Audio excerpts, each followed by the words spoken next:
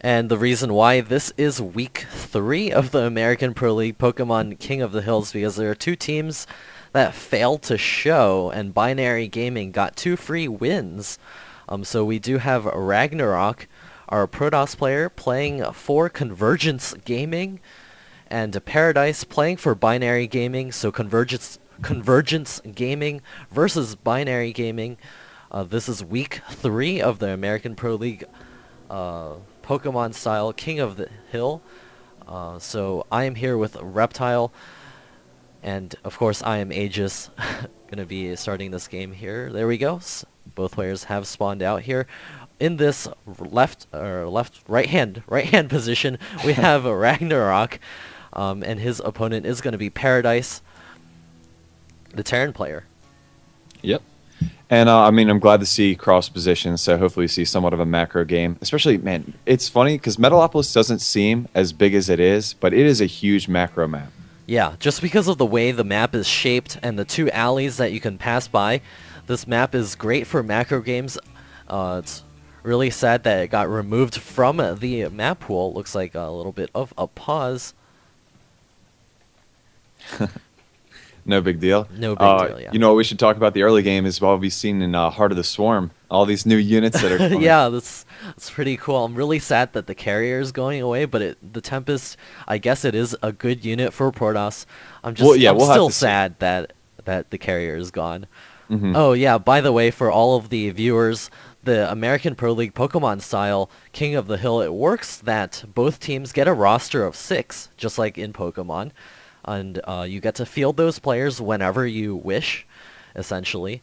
So we don't require a roster submission, and you play until all of the players are knocked out. So basically, that's how it works. So we have a potential of 11 games, and there it is, resuming the game. Paradise has resumed the game. It's good to hear. His sounds were off. Yeah, it happens. People accidentally, while spamming, accidentally hit the Control S button, and that turns your sounds off. Yeah, speaking of, if anybody's in chat or watching, and you want to hear the in-game sounds turned up or something of that nature, please just start typing and let me know. Yeah. But right now, I'm pretty sure we're good on sound. So over here, Paradise is going to be building his barracks up at the front. There it is coming down. Going to be closing that off a little bit. That does give him the potential to be able to early expand off of one barracks. So we'll see if that's exactly what he decides to do. Yeah, interestingly enough, Ragnarok, he's definitely not going to be walling off, just because we know the threat that a simple Marauder stem could do to a building on the edge. But, Terrans still feel they need the wall off against Protoss, just because of the power of force field and everything. Dividing the army becomes a huge threat. Yeah, so there's the gas coming up, so slightly less early expand could be possible still. Maybe a Reaper expand. We'll see if that's just what he opts to do. And over here, Ragnarok getting up his gateway, and there's going to be a Cybernetics core. There it is coming up. He is mining off of 1 gas right now, so we'll see if he decides to get the 2nd gas, or if he decides to expand this way or go for some sort of early game pressure. Yeah, and look at that. Just able to deny that probe scout as soon as he threw down that supply depot. And what we should talk about is the future of Terran openers. We might see the Reapers start coming out in a little more than 1. Yeah. With the health regen, it's something to look forward to. Yeah, I heard about that. That sounds a little bit... Oh, looks like we have a proxy barracks coming up over here for Paradise. So he's going to be going for a little bit of pressure. He could get a tech lab on there and get out a couple of Marauders. And this could be deadly against Ragnarok if he decides to expand a little bit too early off of 1 gateway or something like that. So he's going to be getting out his Stalker right now. He's going to need a Sentry to be able to hold off this rush. Yeah, especially if we see Marauders, which is, if he wants to make this as powerful as it can be, we should definitely see Marauders coming. But even though it's proxied, I feel like he could have made it closer, but we'll see what Ragnarok does with his first scouting Stalker there. Yeah, it's really unlikely that our Protoss player is going to scout over there, and oh no, he's gone for early tech. There is a robotics facility coming up, so he's not going to have too much to deal with this, and the force fields are going to have to be perfect. Yeah, he's definitely. But the good news is he does have a lot of gas. Oh well, he had a lot of gas till he started throwing down those buildings. Yeah. Yeah, he's definitely going to need some sentries out to hold off these Yeah, marauders. there's another sentry on the way, which is a good thing. He does have a zealot scooting out a little bit. That stalker, where is it? It's way out of position right now. So once those marauders actually get over there, this could be very bad. That stalker's also trapped itself. The Marines are coming around the backside. Will he get the stalker? It looks like it's running to the backside. The Marines are scooting towards that wolf statue or whatever it is, the Manx statue, and it looks like that stalker is trapped in a corner. It's gonna try to micro here. Looks like that stalker is in grave danger, down to 7 HP, but it does get away. Yeah, taking heavy damage there. And we do have 2 sentries out, so by the time these marauders come around, if he places his force fields well enough at the bottom of the ramp, he should be all right. Yeah. But the bad part is that he lost his chance to soften up those Marines because of that all the damage that Stalker took. Yeah. So, but Paradise is in no way all in. He's getting up his command center right now. He's also got his 3rd barracks coming up at home. He's also throwing down the stim pack upgrade.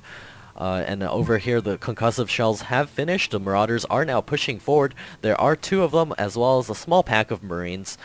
And it looks like the... Where's that Stalker? It does see what's going on. Looks like that Marauder almost catches the Stalker. But the Stalker does run away. Oh, and these force fields are going to be so important. Let's see if he can do it.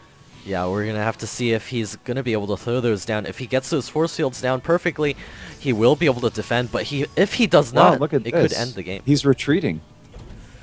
Huh, interesting. I thought he might just like try to at least bait a couple of force fields, but it looks like Immortals are now out on the field. There's another one on the way. So Ragnarok, maybe after some sort of pressure of his own, he's got 4 gateways as well as additional Immortals popping out. So he's going to be trying to throw up some really heavy pressure real soon, and it's going to be up to Paradise to actually defend this. I think it's going to be really effective too. I mean, he's already scouted the Marauders, and now with those Immortals, with the new +1 range, Yeah.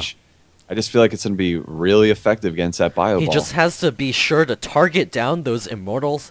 And Paradise, he's going to need a couple of bunkers here. I don't know if he actually realizes what's going to be happening in just a second. And there's a scan going down. He sees all of the gateways. I think that also sees the robotics facility as well as those 2 Immortals. So yes, it does see the robotics facility. So he's going to know that it's time for some pressure. He's going to need a couple of bunkers. He's getting a missile turret. I'm not sure why after seeing that tech pattern. He might want to get rid of that scouting observer. Yeah. A lot of Terran players. I mean, it's a good way to throw the Protoss off, you know. But yeah, there he is. He's going to take out that scouting observer. But still, you're right. He needs bunkers, and he needs them fast. Yeah, he does have the Stimpack finishing up, so that is going for him in a good way. So he will be able to get those Marines and Marauders that extra damage out very quickly. There's the 2 bunkers coming up. I feel like he may need 3. Yeah, 3 is really the magic number for dealing with that. I feel like 2, a Protoss player would still choose to engage, but 3, usually they want to avoid it. Interestingly enough, Ragnarok is actually throwing up a pylon at his natural expansion. So I'm kind of wondering if he's going to be expanding on the back of this, which means his expansion is going to be really far delayed. Paradise is actually moving out right now. This is going to put his army really far out of we have position. both players about to engage on the field, but look, Ragnarok's actually falling back. I guess he wants to play in the defensive position, especially with the force fields. We'll have to see what he does. Yeah. But he's got a nice army going. He has a very so strong army. And he's still cranking out Immortals. Yeah, but his timing window is starting to close. The natural expansion for Paradise is up and running. So that's a lot of income there, and he's going to be able to get up extra production facilities. He's got the medevacs going to be out on the field real soon. He's getting up in another engineering bay, trying to get those upgrades up as soon as possible. He's getting 2 additional bunkers right now, realizing his opponent is going to be going for this push. There is a proxy pylon now, and the SCV from Paradise will scout this huge push coming forward. Yep, and we'll have to see. He will have those bunkers in time, but so those Immortals do so much damage. Yeah. He's got the SCVs out on the field also ready to repair, and there's the force fields going down, walling off a couple of those Marauders. It looks like the Stimpack going down, and the bunkers are filled up. More force fields going down. Not the best force fields to prevent repairing, but it looks like the bunkers fall very quickly. But look at the actually great force fields trapping that army in there. And wow, with all those immortals backing it, I really think he can take this down. Yeah, that one medevac is not enough to heal up all of these units. More Marines coming down here. GG out of paradise. And this first game goes to Convergence Gaming with this huge one-base immortal timing push.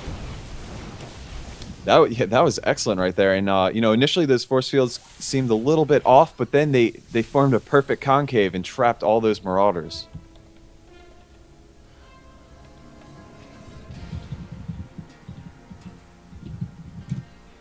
All right, so we're gonna be moving to game 2. It's gonna be MLG. What was it?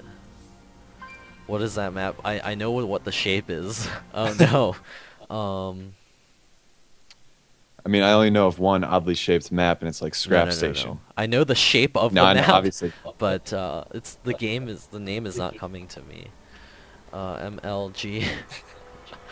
Oh my gosh, it's that half-colored map. It's all deer Dual again? site. Well, dual site. How Yeah. did I forget the name of that map? I'm like even pulling it up right now, and I'm like, don't know the name of the map. All right, so we're gonna see what what player each team is gonna be sending out in just a second. Oh, you know what? And let's see. Ragnarok just took that game, and which team is he on? Ragnarok is on Convergence Gaming, so he did just take that game.